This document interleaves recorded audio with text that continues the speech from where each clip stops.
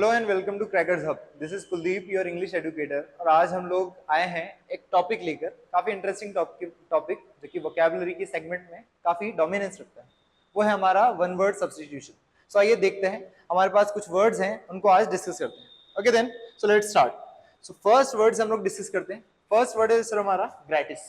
क्या होता है ग्रेटिस? ग्रेटिस का मतलब होता है डन और गिवन फ्री ऑफ चार्ज। मतलब कोई काम जो कि फ्री में किया गया हो, बिना किसी चार्ज के, या फिर कोई ऐसी चीज जो फ्री में दी गई हो, दान में दी गई हो, मतलब फ्री फॉरगट। सो उसको बोलते हैं हम लोग ग्रेटिस। इसका हिंदी मीनिंग होता है सर निशुल्क, यानी फ्री ऑफ चार्ज। सो निशुल्क। अगर एग्जाम्पल की बात करें तो एग्जाम्पल है ऑल फूड इज ग्रेटिस। सारा जो भोजन था वो ग्रेटिस था, मतलब फ्री में मिला। But they charge for the drinks, लेकिन वो ड्रिंक्स के लिए चार्ज करते हैं। सो सर ग्रेटिस का मतलब क्या होता है? ग्रेटिस का मतलब है फ्री ऑफ चार्ज, फोकट में, बिल्कुल निशुल्क। ओके, सो नेक्स्ट वर्ड है हमारे पास। नेक्स्ट वर्ड देखिए, इक्वेटर। आपके जीएस में आपने पढ़ा होगा इक्वेटर क्या होता है। सर इक्वेटर क्या होता है? इक्वेटर एक ऐसी इमेजिनरी लाइन है जो अर्थ को दो पार्ट्स में डिवाइड करती है, अर्थ को दो हेमिस्फीयर में डिवाइड करती है। जो कि हो जाता है हमारा, ये हो जाता है नॉर्दर्न हेमिस्फीयर और ये हो जाता है हमारा सदर्न हेमिस्फीयर। सो दो हेमिस्फीयर में बांटने वाली जो लाइन है, जो कि काल्पनिक रेखा है, इमेजिनरी लाइन है, उसे हम लोग बोलते हैं इक्वेटर।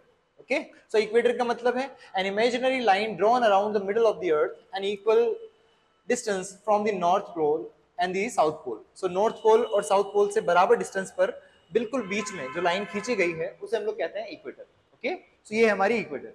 देखिए इसका हिंदी मीनिंग है काल्पनिक रेखा।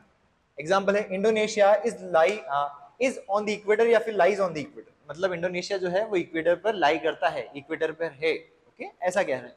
सो इक्वेटर का मतलब हमारा वो काल्पनिक रेखा जो कि पृथ्वी को दो बराबर भागों में बांटती है, यानी भूमध्य रेखा भी हम इसे कहते हैं। नेक्स्ट वर्ड है सर हमारा, so this is our next word, equinox. Equinox क्या होता है? इक्विनॉक्स एक ऐसी स्टेट है जिसमें जो सन है हमारा वो बिल्कुल अर्थ के इक्वेटर के ऊपर होता है। अर्थ के इक्वेटर पे होता है तो क्या फर्क पड़ता है इससे? इससे सर ये फर्क पड़ता है कि अर्थ पर बराबर मात्रा में जो सूर्य का प्रकाश है वो जाता है।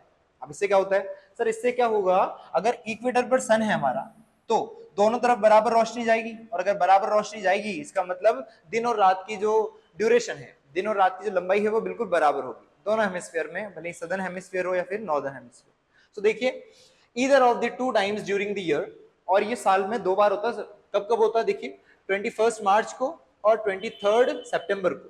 सो इसे बोलते हैं हम लोग इक्विनॉक्स। एग्जाम्पल देखिए, a solar equinox is a moment in time when the sun crosses the earth equator. जब सन अर्थ के इक्वेटर को क्रॉस करते हुए जाता है तो थोड़ी देर के लिए अगर अर्थ के इक्वेटर पे होता है, और उस टाइम दिन और रात की जो ड्यूरेशन है, जो लंबाई है, वो बिल्कुल बराबर होती है। So that is equinox. Next word है हमारे पास सर, हमारा फोर्थ वर्ड है। कितना अच्छा फोटो है, बच्चा नहा रहा है बहुत अच्छे से। सो ये वर्ड है बेदिंग, इसे बोलते हैं बेदिंग। ओके, सो जब भी हम इसे वर्ब की तरह लिखते हैं, ये है बाथ। बाथ तो क्या हो गया सर हमारा? नाउन। इसका मतलब होता है नहाना। ठीक है, सो बाथ हो गया नाउन, और अगर बेदिंग की बात करें तो ये हमारा वर्ब है। तो नाउन जब होगा तो इसको बाथ पढ़ेंगे, और जब वर्ब होगा तो इसको पढ़ेंगे बेदिंग। सो बेदिंग क्या है? The activity of going for a swim, तैरने जाना या फिर नहाने जाना। सो नहाना जो है इसका मेन सेंस है। सो बेदिंग का सेंस है सर हमारा नहाना। At midnight they all decided to go bathing. ठीक है, रात को उन्होंने डिसाइड किया कि नहाने चला जाए। सो बेदिंग नहाना होता है। नेक्स्ट वर्ड देखिए, नेक्स्ट वर्ड है हमारा इक्विनॉक्स के बाद, बेदिंग के बाद है नेक्स्ट वर्ड मौजोलियम। मौजोलियम क्या होता है? मौजोलियम का मतलब होता है मकबरा, जैसे कि आपको दिखाई दे रहा है मुमताज महल का मकबरा। सो ताजमहल भी एक मकबरा है, तो इसको इंग्लिश में बोलते हैं मौजोलियम। मौजोलियम क्या है? A building in which the bodies of dead people are buried, यानी मृत लोगों की बॉडीज जहां पर हम लोग दफनाते हैं उसी को हम लोग क्या कहते हैं? मकबरा कहते हैं। तो देखिए हिंदी में इसको मकबरा कहा जाता है, फारसी लैंग्वेज का वर्ड है मकबरा। देखिए example, but he refuse to be buried in the mausoleum on the other side of the building. Building के दूसरे साइड जो मौजोलियम था उसमें उसने दफन होने के लिए मना कर दिया। जो मौजोलियम होता है सर, मौजोलियम का मतलब मकबरा होता है, सिंपली आपको याद रखना है। नेक्स्ट वर्ड है हमारा ओके, इस्थमस। काफी इंटरेस्टिंग टर्म है सर। इस्थमस क्या होता है? A narrow piece of land with water on each side, जिसके दोनों तरफ वाटर हो और नैरो पीस ऑफ लैंड होता है that joins to larger areas of land, जो कि जमीन के दो बड़े बड़े एरियाज को जोड़ता है सर। फॉर एग्जाम्पल यहाँ पे देख सकते हैं आप, ये एक जमीन का टुकड़ा है सर हमारा, ओके, ये जमीन का टुकड़ा है, और ये एक और जमीन का टुकड़ा है सर, और इसको ये बीच में जो पूंछ नुमा आकृति है जोड़ रही है, और दोनों तरफ समंदर है सर हमारे, दोनों तरफ समंदर है। तो इस पीस ऑफ लैंड को हम लोग बोलते हैं इस्थमस, जो कि दो लैंड को जोड़ रहा होता है और दो वाटर बॉडीज को सेपरेट कर रहा होता है, दैट इज कॉल्ड इस्थमस। तो इसको हिंदी में बोलते हैं जल डमरू मध्य।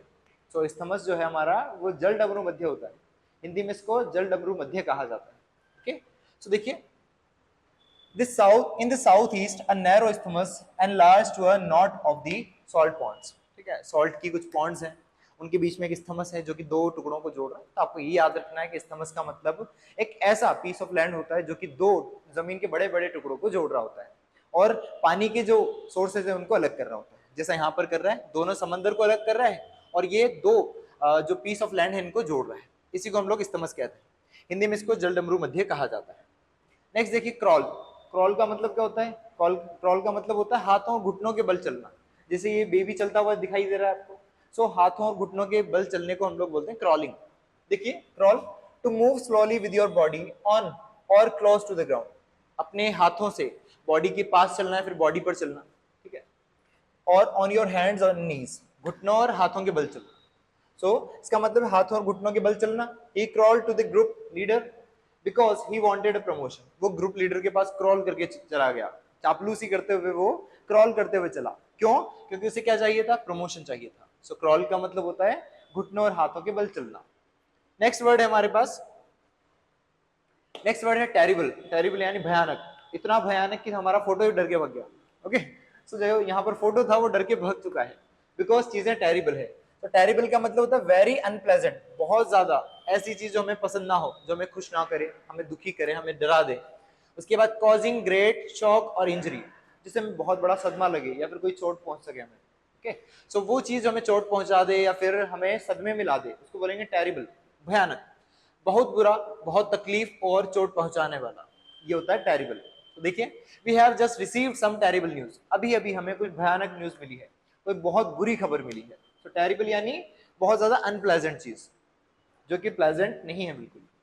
देखिए, एंटेगनिस्ट। एंटेगनिस्ट क्या होता है सर? सर यहाँ पे हम लोगों ने शक्ति कपूर का फोटो लगाया हुआ था। सो एंटेगनिस्ट का मतलब होता है, दो चीजें होती है सर मूवी में, एक तो होता है प्रोटैगनिस्ट, मतलब जो एक्टर है हमारा, और एक होता है एंटेगनिस्ट, जो कि विलन है।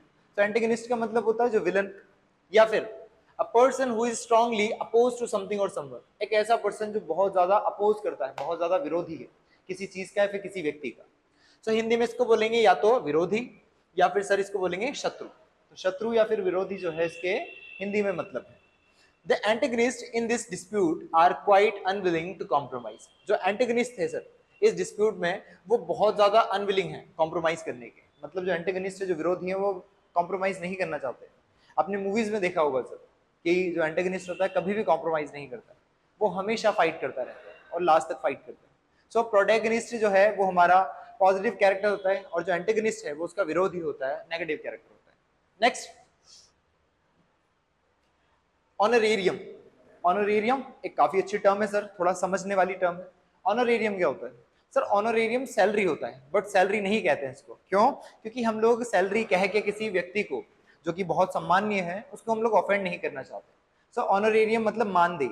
हम किसी भी प्रोफेशनल काम के बदले उसे थोड़ा बहुत पैसा देते हैं, वो उसका मानदेय होता है। सो मानदेय कहते हैं अ payment made for somebody's professional service. किसी ने प्रोफेशनल सर्विस दी है हमें, उसके लिए हम लोगों ने पेमेंट किया है उसको। When no particular amount is charged for those services, जब कोई विशेष अमाउंट जो है चार्ज नहीं की जाती है लेकिन फिर भी हम अपनी तरफ से कुछ पैसा देते हैं, उसको बोलते हैं मानदेय या फिर ऑनरेरियम, जो कि उसकी ऑनर के लिए है, उसका मान रखने के लिए है। So we usually offer our visiting lecturers an honorarium of 500 pounds. हम लोग हमारे जो लेक्चरर्स हैं उन्हें 500 पाउंड जो है अपने लेक्चर के लिए देते हैं।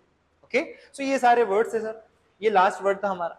इसी तरीके से हम लोगों ने ये जो इनिशिएशन है ये स्टार्ट किया है, हम लोगों ने एक सीरीज इनिशिएट की है।